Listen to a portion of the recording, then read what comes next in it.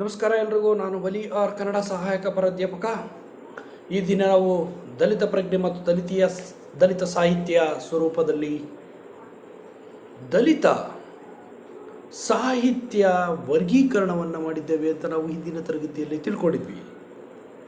ಯಾವ ರೀತಿ ವರ್ಗೀಕರಿಸಲಾಗಿದೆ, ಯಾವ ಮಾನದಂಡಗಳ ಆಧಾರದ ಮೇಲೆ ಅದನ್ನು ವರ್ಗೀಕರಿಸಲಾಗಿದೆ ಅನ್ನುವ ಹಲವಾರು ವಿಚಾರಗಳನ್ನು ಈ ಅವಧಿಯಲ್ಲಿ ತಿಳಿದುಕೊಳ್ಳೋಣ. ತಮಗೆಲ್ಲರಿಗೂ 4ನೇ ಅವಧಿಗೆ ಸ್ವಾಗತ. ದಲಿತ ಸಾಹಿತ್ಯವನ್ನು ನಾವು ಹೇಗೆ ವರ್ಗೀಕರಣ ಮಾಡಿಕೊಂಡಿದ್ದೇವೆ ಅಂತ ಅರವಿಂದ ಮಾಲ್ಗತ್ತಿಯವರು ಹೇಳಿರೋದನ್ನು ನೋಡಿದ್ದೇವೆ. ನಾವು ದಲಿತ ಸಾಹಿತ್ಯ, ದಲಿತೀಯ ಸಾಹಿತ್ಯ, ದಲಿತೇಯ ಸಾಹಿತ್ಯ, ಆಂಶಿಕ ದಲಿತ ಸಾಹಿತ್ಯ ಅಂಥೇಳಿ. ಈಗ ಈ ವರ್ಗೀಕರಣದ ಬಗ್ಗೆ ವಿವರವಾಗಿ ತಿಳಿದುಕೊಳ್ಳುವಂತಹ ಪ್ರಯತ್ನವನ್ನು ಮಾಡೋಣ. ಮೊದಲನೇದಾಗಿ ದಲಿತ ಸಾಹಿತ್ಯ ಅಂದರೆ ಏನು? ಬಹಳ ಸಿಂಪಲ್ ಆಗಿದೆ. ದಲಿತರು ಮತ್ತು ದಲಿತೇತರರು ದಲಿತ ಪ್ರಜ್ಞೆಯಿಂದ ದಲಿತರನ್ನು ಕುರಿತು ಸೃಷ್ಟಿಸಿದ ಸಾಹಿತ್ಯವೇ ದಲಿತ ಸಾಹಿತ್ಯ. ಇದು ವಿಶಾಲವಾದ ಅರ್ಥ ಇದೆ. ದಲಿತ ಸಾಹಿತ್ಯ ಅಂದರೆ ಅವರು ದಲಿತ ಆಗಿರ್ಬೋದು, ದಲಿತೇತರರು ಆಗಿರಬಹುದು. ದಲಿತ ಪ್ರಜ್ಞೆಯಿಂದ ದಲಿತರನ್ನು ಕುರಿತು ಸೃಷ್ಟಿಸಿದ ಸಾಹಿತ್ಯವೇ ದಲಿತ ಸಾಹಿತ್ಯ. ದಲಿತ ಸಂವೇದನೆ ಇರಬೇಕು ಆ ಕೃತಿಯಲ್ಲಿ, ದಲಿತ ಪ್ರಜ್ಞೆ ಇರಬೇಕು. ಅದು ದಲಿತ ಸಾಹಿತ್ಯ ಆಗಿರ್ತದೆ. ಅದನ್ನು ದಲಿತರೇ ಬರಲಿ, ದಲಿತೇತರರೇ ಬರಲಿ. ದಲಿತೇತರರು ಅಂದಾಗ ಇಲ್ಲಿ ಶೂದ್ರರಷ್ಟೇ ಅಲ್ಲ, ಅವರು ಬ್ರಾಹ್ಮಣ ವರ್ಗದವರಾಗಿರಲಿ, ಇತರ ಯಾರೇ ಆಗಿರಲಿ, ಮುಸಲ್ಮಾನರಾಗಿರಲಿ, ಬೌದ್ಧರಾಗಿರಲಿ, ಜೈನರಾಗಿರಲಿ, ಯಾರೇ ಬರಲಿ, ಕ್ರಿಶ್ಚಿಯನರಾಗಿರಲಿ, ಅವರೆಲ್ಲ ದಲಿತೇತರರು. ದಲಿತರು ಮತ್ತು ದಲಿತೇತರರು ದಲಿತ ಪ್ರಜ್ಞೆಯಿಂದ ದಲಿತರನ್ನು ಕುರಿತು ಸೃಷ್ಟಿಸಿದ ಸಾಹಿತ್ಯ. ಇದು ದಲಿತರನ್ನು ಕುರಿತು ಸೃಷ್ಟಿಸಿದ ಸಾಹಿತ್ಯವಾಗಿರಬೇಕು. ಆಂಶಿಕವಾಗಿ ಎಲ್ಲೋ ಒಂದು ದಲಿತ ಸಂವೇದನೆಯ ಒಂದು 4-5 ಪೇಜ್ ಒಂದು ಕೃತಿಯಲ್ಲಿ ಬರ್ತಕ್ಕಂಥದ್ದು, ಅಥವಾ 1-2 ಪಾತ್ರಗಳು ಬಂದು ಹೋಗ್ತಕ್ಕಂಥದ್ದು ಅಲ್ಲ. ಬಹಳ ಮುಖ್ಯವಾಗಿ ದಲಿತರನ್ನು ಕುರಿತು ಆ ಒಂದು ಕೃತಿ ಇರಬೇಕು. ದಲಿತ ಪ್ರಜ್ಞೆಯಿಂದ ದಲಿತರನ್ನು ಕುರಿತು ಸೃಷ್ಟಿಸಿದ ಸಾಹಿತ್ಯ ಅದು ದಲಿತ ಸಾಹಿತ್ಯ. ಈಗ ದಲಿತ ಸಾಹಿತ್ಯ ಅನ್ನೋದು ಬಹಳ ಸಿಂಪಲ್ ಆಗಿ ಅರ್ಥ ಆಗಿದೆ. ಇಲ್ಲಿ ಮುಂದೆ ಹೋದರೆ ನಾವು ದಲಿತೀಯ ಸಾಹಿತ್ಯ, ದಲಿತರು ದಲಿತೀಯ ಪ್ರಜ್ಞೆಯಿಂದ ದಲಿತತ್ವದ ಕುರಿತು ಬರೆದ ಸಾಹಿತ್ಯವೇ ದಲಿತೀಯ ಸಾಹಿತ್ಯ. ಬಹಳ ಮುಖ್ಯ. ದಲಿತ ಸಾಹಿತ್ಯಕ್ಕೂ ದಲಿತೀಯ ಸಾಹಿತ್ಯಕ್ಕೂ ವ್ಯತ್ಯಾಸವೇನು ಅನ್ನೋದನ್ನು ತಿಳ್ಕೊಳ್ಬೇಕು ವಿದ್ಯಾರ್ಥಿಗಳೇ. ದಲಿತ ಸಾಹಿತ್ಯ ಅಂದರೆ ದಲಿತ ಮತ್ತು ದಲಿತೇತರರು ದಲಿತ ಪ್ರಜ್ಞೆಯಿಂದ ದಲಿತರನ್ನು ಕುರಿತು ಸೃಷ್ಟಿಸಿದ ಸಾಹಿತ್ಯವೇ ದಲಿತ ಸಾಹಿತ್ಯವಾಗ್ತದೆ. ಆದರೆ ದಲಿತೀಯ ಸಾಹಿತ್ಯ ಅಂದಾಗ ದಲಿತರು ದಲಿತೀಯ ಪ್ರಜ್ಞೆಯಿಂದ ದಲಿತತ್ವದ ಕುರಿತು ಬರೆದ ಸಾಹಿತ್ಯವೇ ದಲಿತೀಯ ಸಾಹಿತ್ಯ. ಅಂದರೆ ಇಲ್ಲಿ ದಲಿತರೇ ಬರೀತಾರೆ. ದಲಿತರು ದಲಿತೀಯ ಪ್ರಜ್ಞೆಯಿಂದ ದಲಿತರನ್ನು ಕುರಿತು ಬರೆದ ಸಾಹಿತ್ಯವೇ ದಲಿತೀಯ ಸಾಹಿತ್ಯ ಅಂದ್ರೂ ಸರಿ. ನೋಡಿ, ವಾಕ್ಯಗಳನ್ನು ಬರೆಯುವಾಗ ಯಾರಾದರೂ ಹೇಳಿರ್ತಕ್ಕಂಥದ್ದಾದರೆ ನೀವು ಕೋಟ್ ಮಾಡಿ ಅವರು ಹೇಳಿದ ಹಾಗೆ ಬರೀಬೇಕಾಗ್ತದೆ. ಆದರೆ ಅರ್ಥವನ್ನು ಬರೆಯುವಾಗ ದಲಿತರು ದಲಿತೀಯ ಪ್ರಜ್ಞೆಯಿಂದ ದಲಿತರನ್ನು ಕುರಿತು ಬರೆದ ಸಾಹಿತ್ಯವೇ ದಲಿತೀಯ ಸಾಹಿತ್ಯ ಅಂದರೂ ಸರಿಯಾಗ್ತದೆ. ದಲಿತರು ದಲಿತೀಯ ಪ್ರಜ್ಞೆಯಿಂದ ದಲಿತತ್ವದ ಕುರಿತು ಬರೆದ ಸಾಹಿತ್ಯವೇ ದಲಿತೀಯ ಸಾಹಿತ್ಯ ಅಂದರೂ ಸರಿಯಾಗ್ತದೆ. ದಲಿತತ್ವದ ಕುರಿತು ಅಂತನಾದರೂ ಹೇಳಿ, ದಲಿತರನ್ನು ಕುರಿತು ಅಂತನಾದರೂ ಹೇಳಿ, ಏನು ವ್ಯತ್ಯಾಸವಾಗಲ್ಲ. ಆದರೆ ಬಹಳ ಮುಖ್ಯ, ದಲಿತೀಯ ಸಾಹಿತ್ಯ ಅಂದರೆ ಅದು ದಲಿತರಿಂದನೇ ಸೃಷ್ಟಿಯಾಗಿರಬೇಕು. ದಲಿತ ಸಾಹಿತ್ಯ ಅಂದರೆ ದಲಿತ ಮತ್ತು ದಲಿತೇತರರು ಯಾರಾದರೂ ಅದನ್ನು ಸೃಷ್ಟಿ ಮಾಡಿರಬಹುದು. ದಲಿತರು ಬಂಡಾಯವನ್ನು ಬರೆಯಬಲ್ಲರು. ಇದು ಕೂಡ ದಲಿತರಿಗೆ ದಲಿತೀಯ ಸಾಹಿತ್ಯದ ಒಂದು ಭಾಗ. This is very important. ನಾವು ಹಿಂದಿನ ತರಗತಿಯಲ್ಲಿ ಹೇಳಿದ್ವಿ. ದಲಿತರು ಬಂಡಾಯ ಸಾಹಿತ್ಯವನ್ನು ಬರೆದ ತಕ್ಷಣ ನಾವದು ಇದು ಬಂಡಾಯ ಸಾಹಿತ್ಯ ಅಂತ ಹೇಳಿ ಅದನ್ನು ಬಂಡಾಯ ಸಾಹಿತ್ಯಕ್ಕೆ ಸೇರಿಸೋದಲ್ಲ. ಅದು ದಲಿತ ಸಾಹಿತ್ಯದ ಒಂದು ಭಾಗವಾಗಿರ್ತದೆ. ಹಾಗಾಗಿ ಅದು ದಲಿತೀಯ ಸಾಹಿತ್ಯವಾಗಿರ್ತದೆ. ಹೀಗೆ ಮಾಡೋದ್ರಿಂದ ಏನಾಗುತ್ತದೆ? ದಲಿತ ಸಾಹಿತ್ಯದ ವ್ಯಾಪ್ತಿ ವಿಸ್ತಾರವಾಗುತ್ತದೆ, ಕ್ಷೇತ್ರ ದೊಡ್ಡದಾಗುತ್ತೆ. ದಲಿತರು ಬಂಡಾಯವನ್ನು ಬರೆದು ಅಂದ ತಕ್ಷಣ ಅದು ಬಂಡಾಯ, ಅದು ದಲಿತಕ್ಕೂ ಇದಕ್ಕೂ ಸಂಬಂಧ ಇಲ್ಲ ಅಂತ ಅದನ್ನು ಬೇರೆ ಇಡುವ ಹಾಗಿಲ್ಲ. ಅದು ದಲಿತೀಯ ಸಾಹಿತ್ಯದ ಒಂದು ಭಾಗವಾಗ್ತದೆ.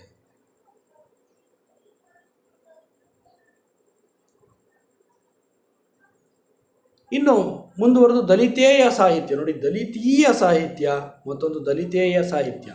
ಅರವಿಂದ ಮಾಲಗತ್ತಿಯವರು ಹೇಳ್ತಾರೆ, ಈ ದಲಿತೇಯ ಸಾಹಿತ್ಯ ಅಂದ ತಕ್ಷಣ ವ್ಯಾಕರಣದ ಹಿನ್ನೆಲೆಯಲ್ಲಿ ನೋಡಬೇಕಾಗಿಲ್ಲ, ಇದನ್ನು ವರ್ಗೀಕರಣದ ದೃಷ್ಟಿಯಿಂದ ನಾವು ದಲಿತೇಯ ಅಂತ ಹೇಳಿ ಭಾಗವನ್ನು ಮಾಡಿದ್ದೇವೆ ಅಂತ ಹೇಳ್ತಾರೆ.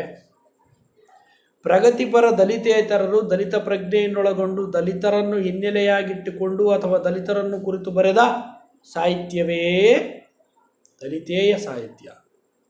ಇಲ್ಲಿ ದಲಿತನೇ ಕೇಂದ್ರ ವ್ಯಕ್ತಿಯಾಗಿರಬೇಕೆಂಬ ನಿಯಮವೇನೂ ಇಲ್ಲ. ಈ ಬಗೆಯ ಸಾಹಿತ್ಯಗಳನ್ನು ಬಂಡಾಯ ಅಥವಾ ದಲಿತೇಯ ಸಾಹಿತಿಗಳು ಎನ್ನಬಹುದು. ಪ್ರಗತಿಪರ ದಲಿತೇತರರು ದಲಿತ ಪ್ರಜ್ಞೆಯನ್ನೊಳಗೊಂಡು ದಲಿತರನ್ನು ಕುರಿತು ಬರೆದ ಸಾಹಿತ್ಯವೇ ದಲಿತೇಯ ಸಾಹಿತ್ಯ. ಅಲ್ಲಿ ಮೂರನ್ನು ಒಂದ್ಸರಿ ಹೇಳ್ತೀನಿ. ದಲಿತ ಸಾಹಿತ್ಯ ಅಂದರೆ ದಲಿತರು ಮತ್ತು ದಲಿತೇತರರು ದಲಿತ ಪ್ರಜ್ಞೆಯಿಂದ ದಲಿತರನ್ನು ಕುರಿತು ಬರೆದ ಸಾಹಿತ್ಯವೇ ದಲಿತ ಸಾಹಿತ್ಯ. ದಲಿತೀಯ ಸಾಹಿತ್ಯ ಅಂದಾಗ ದಲಿತರು ದಲಿತ ಪ್ರಜ್ಞೆಯಿಂದ ದಲಿತರನ್ನು ಕುರಿತು ಬರೆದ ಸಾಹಿತ್ಯವೇ ದಲಿತೀಯ ಸಾಹಿತ್ಯ. ಮೂರನೆಯದು ದಲಿತೇಯ ಸಾಹಿತ್ಯ ಅಂದರೆ ಪ್ರಗತಿಪರ ದಲಿತೇತರರು ದಲಿತ ಪ್ರಜ್ಞೆಯಿಂದ ದಲಿತರನ್ನು ಕುರಿತು ಬರೆದ ಸಾಹಿತ್ಯವೇ ದಲಿತೇಯ ಸಾಹಿತ್ಯ. ಇಲ್ಲಿ ದಲಿತೇತರರೇ ಬರೆಯುತ್ತಾರೆ,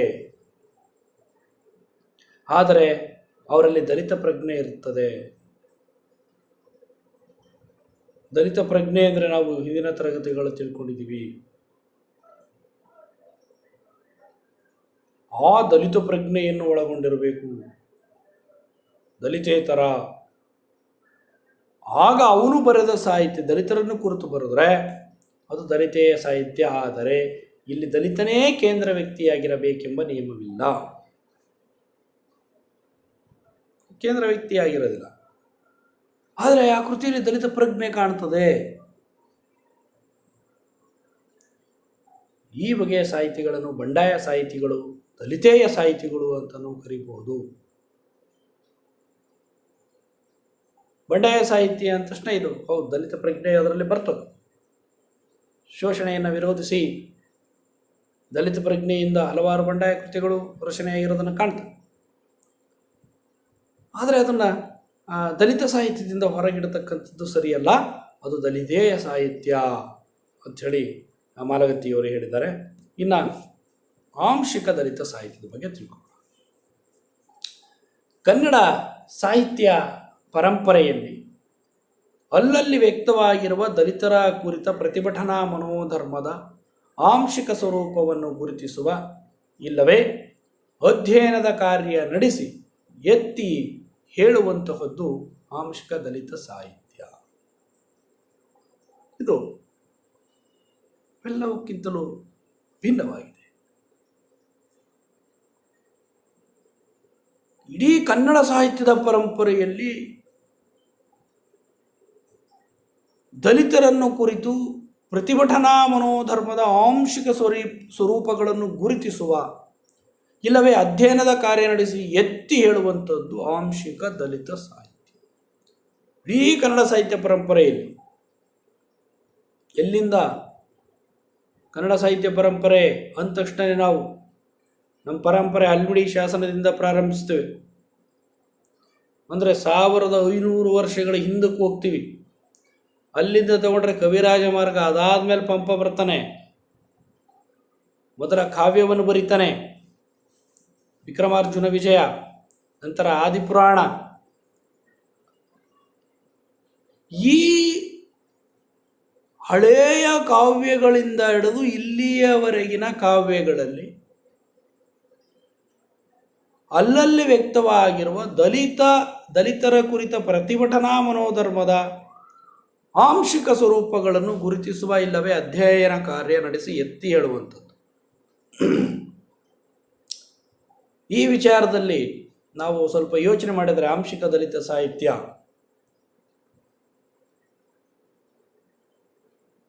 ನಮಗೆ ಕನ್ನಡ ಸಾಹಿತ್ಯದಲ್ಲಿ ವಚನಕಾರರು ಬಹಳ ಮುಖ್ಯ ಅನಿಸುತ್ತೆ. ವಚನಗಳಲ್ಲಿ ನಾವು ಈ ಪ್ರತಿಭಟನೆಯನ್ನು ಕಾಣ್ತೇವೆ. ಪ್ರತಿಭಟನೆಯ ಮನೋಧರ್ಮ ಇದೆ. ಅಲ್ಲಿ ನೋಡಿ ಡೋಹರ ಕಕ್ಕಯ್ಯ,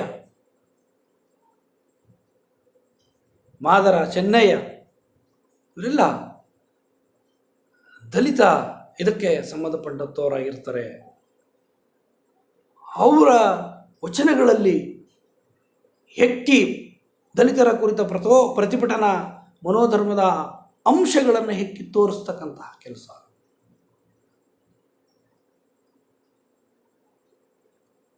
ಇದರ ಜೊತೆಗೆ ದಲಿತರ ಶೋಷಣೆ ಏನಾದರೂ ನಡೆದಿದೆಯೇ ಅನ್ನೋದನ್ನೂ ಕೂಡ ಇದರ ಅಡಿಯಲ್ಲಿ ನಾವು ಅಭ್ಯಾಸನೂ ಮಾಡಬೇಕಾಗುತ್ತೆ, ಅಲ್ಲಲ್ಲಿ ಹೇಳಬೇಕಾಗುತ್ತೆ.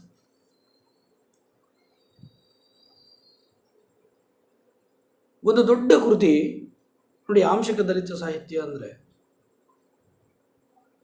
ಅದರಲ್ಲಿ ಎಲ್ಲೋ ಒಂದೆರಡು ಪಾತ್ರಗಳು ಬರ್ತವೆ, ಅವು ದಲಿತ ಸಂವೇದನೆಯನ್ನು ಒಳಗೊಂಡಿದ್ದಾವೆ ಅಂತ ಹೇಳಿದ್ರೆ ಅದನ್ನು ನಾವು ಆಂಶಿಕ ದಲಿತ ಸಾಹಿತ್ಯದ ಭಾಗಕ್ಕೆ ತಂದು ಅಭ್ಯಾಸ ಮಾಡಬೇಕಾಗುತ್ತೆ. ಅಂದರೆ ಒಂದು ಅಂಶ ಇದೆ ಅಂತ ಅಷ್ಟೇ, ಅಲ್ಲಿ ದಲಿತ ಸಂವೇದನೆ ಅಂಶ ಇದೆ. ಇಡೀ ಕೃತಿ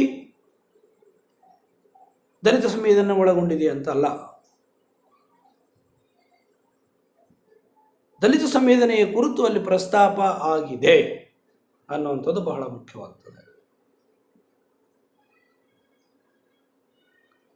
ಬಹಳಷ್ಟು ಕಾದಂಬರಿಗಳಲ್ಲಿ ನಾವು ಇದನ್ನು ಕಾಣ್ತೇವೆ. ಮತ್ತು ಕನ್ನಡ ಸಾಹಿತ್ಯ ಪರಂಪರೆಯಲ್ಲಿ ಎಲ್ಲೆಲ್ಲಿದೆ ಅಂಥೇಳಿ ಇದು ಹುಡುಕಬೇಕಾಗಿದೆ, ಇದರ ಕಾರ್ಯ ನಡೀಬೇಕಾಗಿದೆ. ಹುಡುಕಿದರೂ ಬಹಳ ಕಷ್ಟ.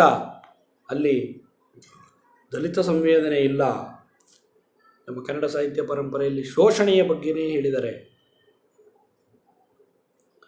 ಈಗ ಹರಿಶ್ಚಂದ್ರ ಕಾವ್ಯ ರಾಘವಾಂಕನದು, ಅಲ್ಲಿ ಒಂದು ಪ್ರತಿಭಟನೆಯನ್ನು ಗುರುತಿಸುವಂತಹ ಕೆಲಸವನ್ನು ಮಾಡಿದ್ದಾರೆ. ಈ ಥರ ನಡಿಬೇಕು. ಅಲ್ಲಿ ಹೊಲತಿಯರನ್ನು ಸತ್ಯ ಹರಿಶ್ಚಂದ್ರ ತಿರಸ್ಕರಿಸ್ತಾನೆ. ನೀವು ಹೊಲತಿಯರಿಗಿಷ್ಟು ಸೊಕ್ಕೆ ಅನ್ನೋ ರೀತಿಯ ಮಾತುಗಳನ್ನು ಆಡ್ತಾನೆ. ಅಂದರೆ ಹೊಲತಿಯರು ನೃತ್ಯವನ್ನು ಮಾಡಿದಾಗ ಕಾಡಿನಲ್ಲಿ ಸಂತೋಷಗೊಂಡಂಥ ಹರಿಶ್ಚಂದ್ರ ನಿಮಗೇನು ಬೇಕು ಕೇಳ್ರಿ ಅಂತಾನೆ. ಆಗ ಅವರು ನಮ್ಮನ್ನು ಮದುವೆಯಾಗು ಅಂತೇಳಿ ಹೇಳ್ತಾರೆ. ಆಗ ಇವನು ಜಾತಿಯ ಮೂಲಕ ನಿಂದನೆಯನ್ನು ಮಾಡ್ತಾನೆ. ನಿಮ್ಮನ್ನು ಮದುವೆಯಾಗೋದಕ್ಕಾಗೋದಿಲ್ಲ ಅಂತಾನೆ. ಅವರಿಗೆ ಹೊಡಿತಾನೆ, ಹಿಂಸೆಯನ್ನು ಕೊಡ್ತಾನೆ.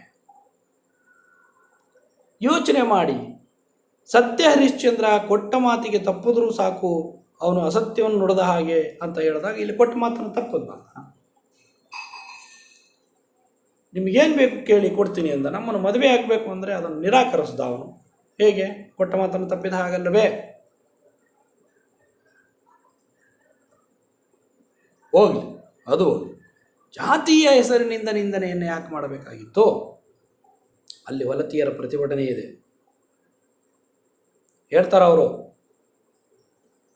ಪಂಚೇಂದ್ರಿಯಗಳಲ್ಲಿ ಒಂದು ಕೀಳು ಒಂದು ಮೇಲು ಅಂತಿದೆಯಾ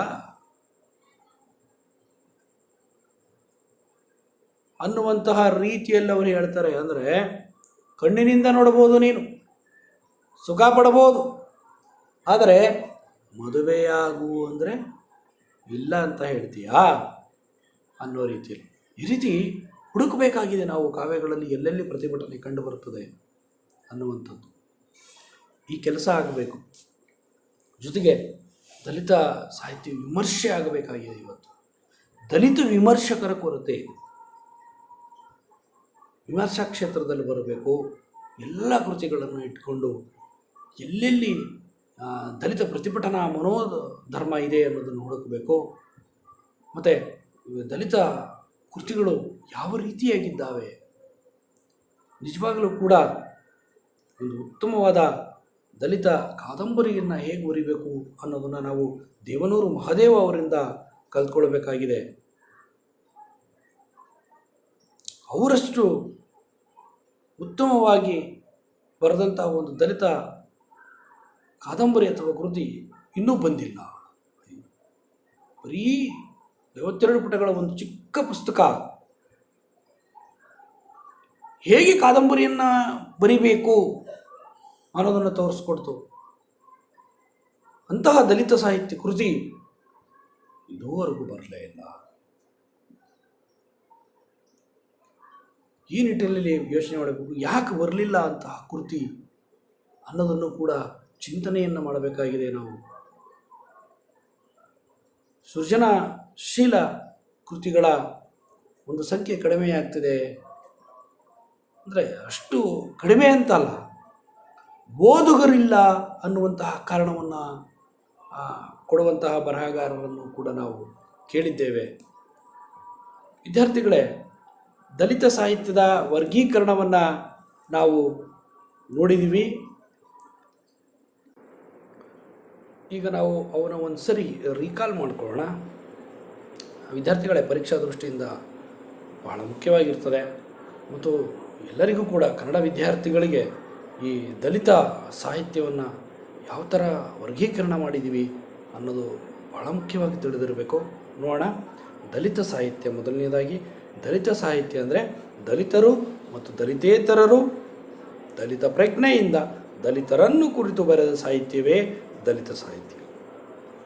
ಎರಡನೇದು ದಲಿತೀಯ ಸಾಹಿತ್ಯ. ಪ್ರಜ್ಞಾವಂತ ದಲಿತರು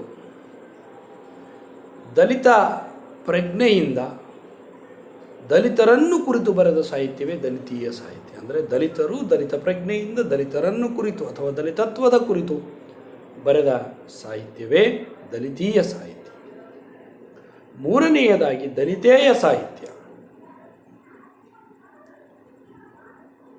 ಪ್ರಗತಿಪರ ದಲಿತೇತರರು ದಲಿತ ಪ್ರಜ್ಞೆಯಿಂದ ದಲಿತರನ್ನು ಕುರಿತು ಬರೆದ ಸಾಹಿತ್ಯವೇ ದಲಿತೇಯ ಸಾಹಿತ್ಯ. ಇಲ್ಲಿ ದಲಿತನೇ ಸಾಹಿತ್ಯ ಕೃತಿಯ ಕೇಂದ್ರ ವ್ಯಕ್ತಿಯಾಗಿರಬೇಕು ಎನ್ನುವ ಅಭ್ಯಂತರವೇನೂ ಇಲ್ಲ. ಇರಲೇಬೇಕು ಅವನು ಕೇಂದ್ರ ವ್ಯಕ್ತಿಯಾಗಿ ಅನ್ನುವಂಥದ್ದು ಏನೂ ಇಲ್ಲ ಅನ್ನೋದು ದಲಿತೇಯ ಸಾಹಿತ್ಯ. ನಾಲ್ಕನೆಯದು ಆಂಶಿಕ ದಲಿತ ಸಾಹಿತ್ಯ. ಅಂದರೆ ಕನ್ನಡ ಸಾಹಿತ್ಯ ಪರಂಪರೆಯಲ್ಲಿ ಅಲ್ಲಲ್ಲಿ ಕಂಡುಬರುವಂತಹ ದಲಿತರ ಕುರಿತ ಪ್ರತಿಭಟನಾ ಮನೋಧರ್ಮದ ಆಂಶಿಕ ಸ್ವರೂಪಗಳನ್ನು, ಅಂದರೆ ಪ್ರತಿಭಟನಾ ಮನೋಧರ್ಮದ ಅಂಶಗಳನ್ನು ಗುರುತಿಸ್ತಕ್ಕಂಥದ್ದು, ಇಲ್ಲವೇ ಅಧ್ಯಯನವನ್ನು ಮಾಡಿ ಹೇಳುವಂಥದ್ದು ಆಂಶಿಕ ದಲಿತ ಸಾಹಿತ್ಯ. ಈ 4 ವರ್ಗೀಕರಣಗಳ ಬಗ್ಗೆ ನಾವು ವಿಸ್ತಾರವಾಗಿ ತಿಳ್ಕೊಂಡಿದ್ದೀವಿ ಅಂತ ಭಾವಿಸ್ತೇನೆ.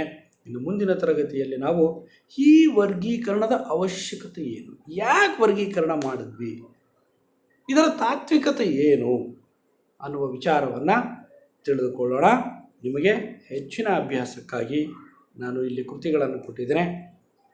ಈ ಕೃತಿಗಳನ್ನು ಓದಿ ನಿಮ್ಮ ಜ್ಞಾನವನ್ನು ವೃದ್ಧಿಸ್ಕೊಳ್ಳಿ ಅಂತ ಹೇಳ್ತಾ ಈ ಒಂದು ಅವಧಿಯನ್ನು ಮುಕ್ತಾಯಗೊಳಿಸ್ತಾ ಇದ್ದೇನೆ. ಕೇಳಿದ್ದಕ್ಕಾಗಿ ತಮಗೆಲ್ಲರಿಗೂ ಧನ್ಯವಾದಗಳು. ಶುಭವಾಗಲಿ.